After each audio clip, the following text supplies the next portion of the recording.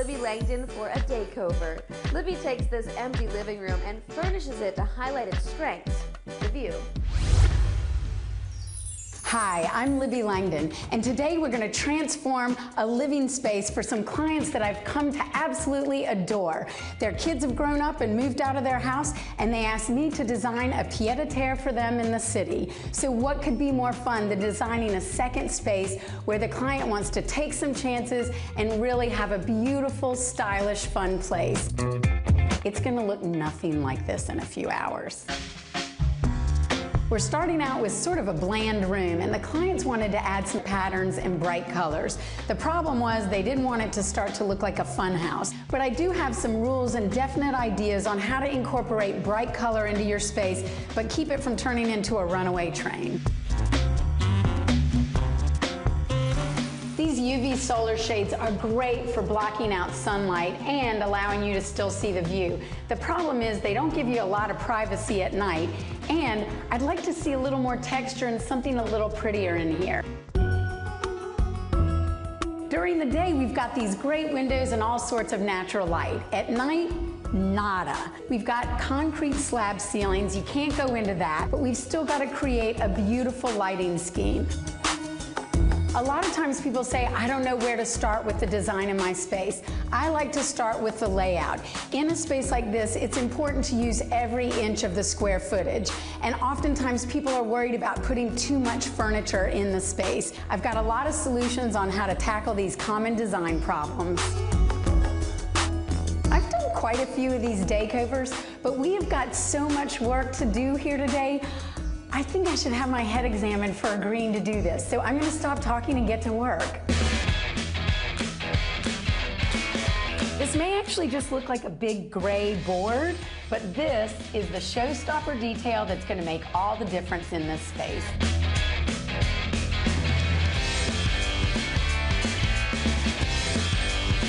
Three light fixtures are definitely better than one.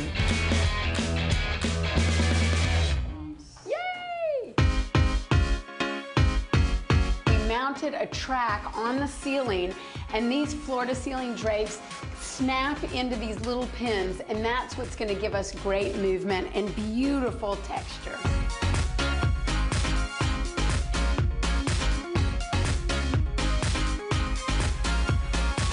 A lot of times people get nervous when you start loading furniture in, but sometimes you have to sort of play with it. You have to move it around, and sometimes you're going to change up. I have a game plan and a layout, but I also have to be flexible enough to change it if I see a better idea once the furniture's in the space.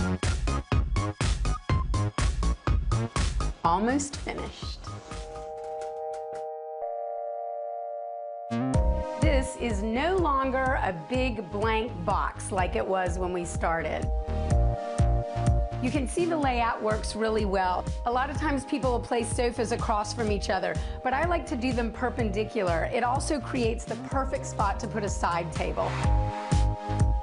If you love the look of a big cocktail ottoman, but you have a small space, just put together 4 small ottomans. You're going to be able to take them apart when you need to, but when you put them together, you get the impact of that one large, great piece. Orange is the hottest color these days, and we've used it sparingly here. When you're working with bright colors, be sure to layer them.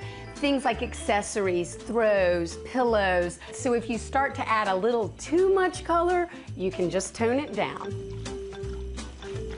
The waterfall is definitely the rock star moment in this room. The combination of the light, the sound, and the water makes it very soothing. In all spaces I design, I try to find one unexpected element that's going to be a surprise and something really special. I think this fits the bill. The billowy softness of these drapes adds perfect texture to the room. Then, to add the lights on top of that, it really helps to create a framework for the room. Thank you to all the different people we had working on this space today. I'd encourage you to have some fun trying out some new design styles. You might love living with a new look.